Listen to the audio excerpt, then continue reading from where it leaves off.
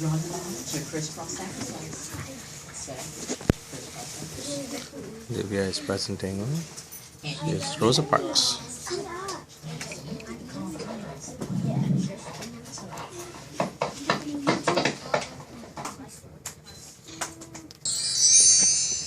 My full name is Rosa Louise Lee McCauley. I was born on February 4th, 1913 in Tuskegee, Alabama to James and Leona McCauley. My father was a carpenter and my mother was a teacher. When I was 2, I moved with my brother to Pine Level, Alabama to live with my grandparents. My education was a bit of struggle. Along with my brother Sylvester, I went to a school for black children that only had one room. White children went to a bigger and better school. White children had a bus to take them to school, but there was no bus for black children. Black children had to walk to school. Sometimes white children on the bus would throw out trash and laugh at the black children walking to school. I refused to use segregated water fountains, and what that means is there were water fountains that were labeled white for white people and black for black people, and I refused to use those segregated water fountains.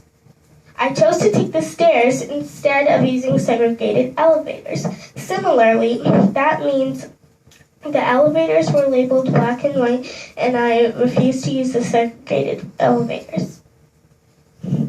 I believed all people were children of God, so racism was unchristian. I believed racism was un-American because the Constitution said all people should be treated equally. When I was 2, I attended the Montgomery Industrial School for Girls. Also, in 1927, when I was in 7th grade, school closed down, so I continued education at Booker T. Washington Junior High School. You can just let you know the picture. Before my graduation, I had to drop out of school to help the family, especially to nurse my ailing mother and grandmother. On December 18, 1932, I married Raymond Parks, a barber from Montgomery. After my marriage, I took numerous jobs ranging from domestic worker to hospital aide. At my husband's urging, I finished high school studies in 1933 at a time when less than 7% of African Americans had a high school diploma. Along with my husband, I joined the local chapter of the NAACP, which stands for the National Association for the Advancement of Colored People. I worked as a secretary from 1943 to 1956. I also worked to help improve conditions for African Americans. On December 1st, 1955, I boarded a Montgomery Alabama city bus after finishing work as a tailor's assistant at the Montgomery Fair department store. There was a law in Alabama that required persons of color to ride in the back of the bus and to give up their seat if the bus was crowded. As all African Americans were required to do, I paid fare at the front of the bus and then reboarded in the rear. That day, when the bus driver asked me to move to allow a white person to be seated, I refused to move. I did not argue, but simply refused to get up and move. The bus driver called the police and I was arrested for refusing to yield my seat to a white patron.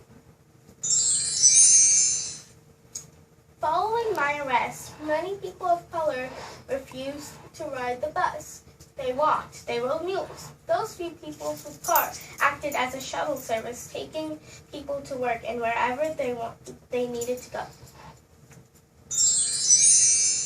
On December 21st, 1956, in Montgomery, Alabama, the Supreme Court ruled in my favor, banning segregation on city public transit vehicles, and I got to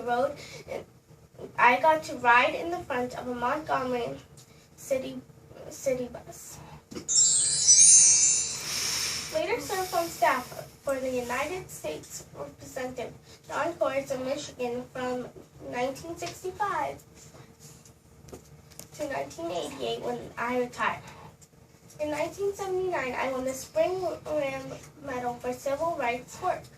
In 1999, I was awarded the Congressional Gold Medal of Honor, the highest honor a civilian can receive in the United States. I died on October 24th, 2005, at home on the east side of Detroit while taking a nap. I had suffered from dementia for several years. I made history again on Sunday, October 30th, 2005, and when I was made to lie in the state at the Capitol. An honor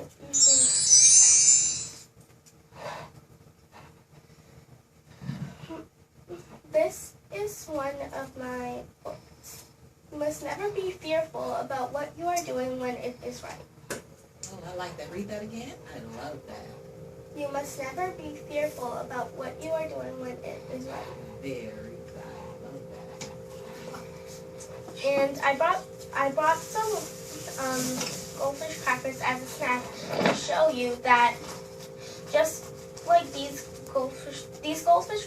these goldfish crackers are of different colors, they are still crackers. Similarly, people are of different colors, but they are all still the same. They are human beings. Oh.